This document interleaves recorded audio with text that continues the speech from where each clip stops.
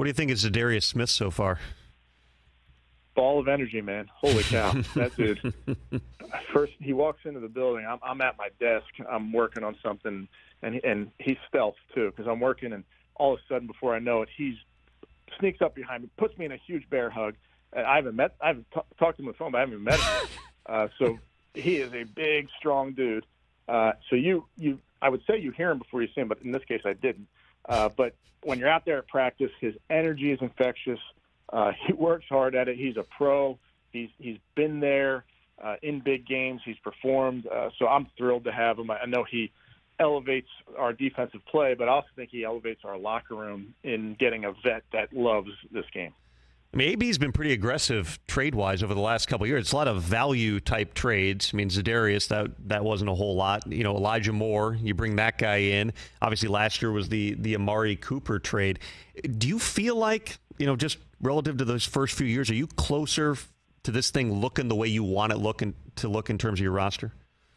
I think, you know, credit to AB and his crew for constantly looking for those opportunities to add good players. And as you know, there's sometimes good players are available for reason X, Y, or Z, and maybe the compensation isn't what you thought it would have to be in a normal circumstance. And adding, like you mentioned, Za'Darius and Elijah Moore, these are guys that I think fit what we do from a schematics. I know they fit what we do from a schematics. I also know they fit who we are as people, as the culture. I mean, adding Amari Cooper a couple of years ago and to watch that guy work and watch him perform, my God, watching that dude in one-on-ones, working his craft versus defensive backs and see it in the games. But Amari also fits who we are. He doesn't say much. He's really about that work, but he's a pro's pro. So I think AB is going to constantly be looking to add players that fit who we are.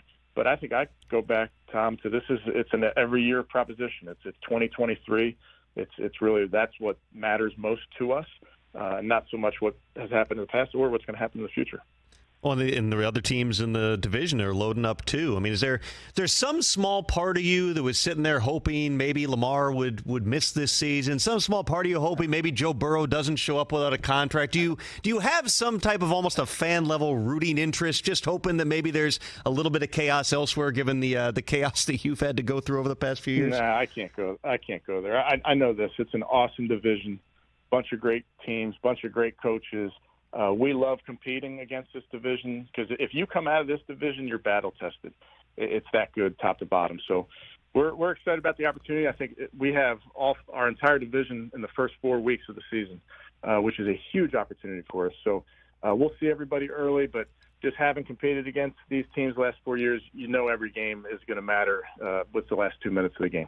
Catch the Rich Eisen Show every single day on the Roku channel, 12 to 3 Eastern, for free.